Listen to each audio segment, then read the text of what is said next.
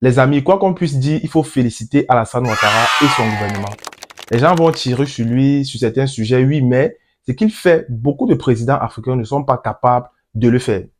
Là, par exemple, les Occidentaux, c'est-à-dire l'Union européenne, l'ONU et même le Japon, ont décidé de financer les élections présidentielles ivoiriennes à hauteur de 12 millions d'euros. Mais Alassane Ouattara et son gouvernement ont simplement décidé de refuser ce financement-là. Bon, après, ils n'ont pas refusé l'argent, hein, parce que vous savez, on ne crache pas sur l'argent. C'est quand même l'argent, mais bon, je vais vous dire ce qu'ils ont fait de cet argent juste après. Mais c'était la même chose en 2020. Ils ont toujours voulu financer les élections ivoiriennes, bon, qui vont se tenir le 25 octobre 2025. Et ils ont refusé. Donc, ça fait déjà 2 élections présidentielles où la Côte d'Ivoire se finance elle-même. Dit comme ça peut paraître anodin parce que vous allez me dire, mais normalement, chaque président doit pouvoir financer les élections de son pays. Chaque pays doit pouvoir financer ses élections. C'est même le principe de la souveraineté politique. Mais c'est pas comme ça en Afrique. Dans la plupart des pays africains, les Occidentaux financent toujours les élections présidentielles. Par exemple, en Côte d'Ivoire, en 2010, eh bien, les Occidentaux avaient financé les élections à hauteur de 300 millions de dollars. Bon, déjà, c'est bizarre parce que en 2010, on avait besoin de 300 millions pour faire les élections, mais cette année-là, par exemple, en Côte d'Ivoire, on a besoin que de 85 millions pour organiser les élections qui auront lieu en octobre. Maintenant, la question, qu'est-ce qu'ils ont réellement fait de cet argent? La Côte d'Ivoire a décidé de ne pas cracher sur cet argent-là. Ils ont récupéré l'argent, mais cet argent va plutôt servir aux ONG.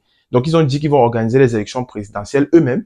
Mais bon, vu que vous insistez, bon, voilà, ils ont pris l'argent pour mettre dans les ONG. Maintenant, la véritable question est de savoir et d'essayer de comprendre pourquoi les Occidentaux veulent financer les élections ivoiriennes.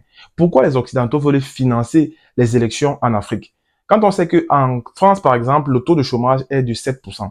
En France, on a beaucoup d'écoles, en fait, qui manquent de financement. On a beaucoup de routes qui doivent être refaites. On a beaucoup, en tout cas, on a besoin de financements qui sont clairs et nets. Et aussi dans les autres pays de l'Union européenne. Voilà. Il y a beaucoup de pays qui sont pauvres dans l'Union européenne.